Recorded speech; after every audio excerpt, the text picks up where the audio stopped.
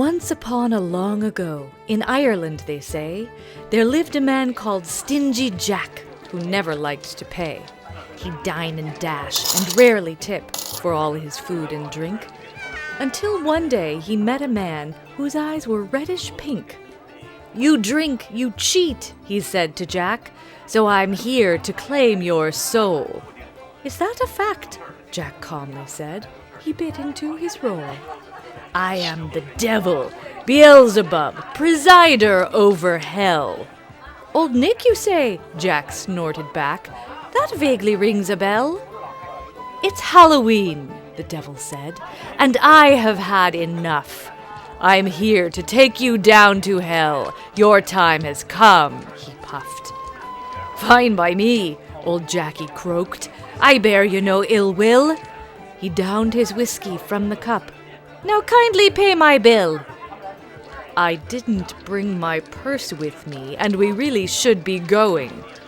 "Then use those tricks you're famous for and turn into a coin." The devil thought it over once. This could be fun, I guess. "You'll stiff the tavern one last time and leave it with a mess." The devil waved his hand and flash! A sixpence he did turn. Jack snatched it up to pocket it and said, "I will not burn." "What is this?" the devil cried. "You must cut me some slack. There is a silver cross in here. By this I can't change back." "I'll let you out," said Jack to him, "but you must let me be. Don't bother me for 10 more years, and I will set you free." 10 Halloweens? You're kidding me! He clearly was incensed. "Take this cross away from me. I don't like being pence." 10 more years, and that's the deal. I must have time to think. Jack goaded him with one last taunt, or be spent on a drink. "Agreed! Agreed!" the devil shrieked. "Now remove this crucifix!" "All right," said Jack, and tossed the cross. "None of your hellish tricks." The devil stood before Jack now, his eyes a fiery pink. "I'll see you soon, in 10 short years. Will you still buy my drink?" 10 years had passed, and Jackie strolled on the night of Hallowe'en, right past a crooked apple tree where Satan hid unseen. "Your time on earth is finished, Jack. Did you think that I'd forgotten?" He plucked an apple from the tree. "This one may be rotten." "Of course it is," laughed Stingy Jack. "It's too close to the ground. It is upon the highest branch sweet apples can be found." "Stay right there," the devil begged, "and I will be right back." He started climbing up the tree. "I have a plan," thought Jack. For once the devil reached the top, Jack grabbed his pocket knife. He cut an image in the bark and carved to save his life. "Not again," the devil moaned. "A cross carved in the trunk? Scratch that out immediately, and I'll take you to get drunk." "A tempting bribe," Jack did reply, "but I'd rather keep my soul. Eternity of chains and heat would clearly take its toll." "I can't get down with that cross-cut there," the devil tried to appeal. "An arrangement surely we can make. Come on, let's make a deal. I'll let you down if you give your word that my soul belongs to me. You'll never take me down in hell for all eternity."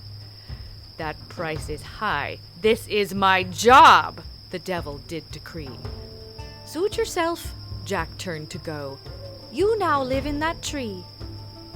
"Okay, fine," the devil said. "You can have your way. But I think you'll find this bargain will be more than you can pay." Jack just laughed. "We'll see about that," and scraped away the cross. The devil faded from the tree shouting, "You, sir, are no big loss." After 10 more years, Jack finally died on the night of Hallowe'en. But just what happened at the pearly gates he could not have foreseen. "We cannot let you in this place," the angels said to him. "Your disposition back on earth had always been quite grim." "If I am then not welcome here, where, sir, can I go?" They gave the answer Jack feared most. They pointed down below. Through the darkness and the fog descended weary Jack. "The devil will surely take me in. Of course, we go way back." Jack stood before the gates of hell, engulfed in sulfur mist. The bellman would not let him pass. "You are not on the list." From a balcony up above, the devil shouted down, "You begged me not to take you here. Now go! Get out of town!" "Heaven will not welcome me. I have nowhere to go. Hurry, please, it's dark out here and cold enough to snow." Despite Jack's pleas, the devil laughed. "I won't take you in hell. You made the deal yourself, my friend. Be off now and be well. Now you haunt the netherworld, a ghost that can't find peace. Take this flame to light your way. You're one of the deceased." The devil tossed down a coal from hell, an ember burning bright. Jack then scooped out a turnip root to use it as a light. He carved a face into the front, a ghostly, glowing stare.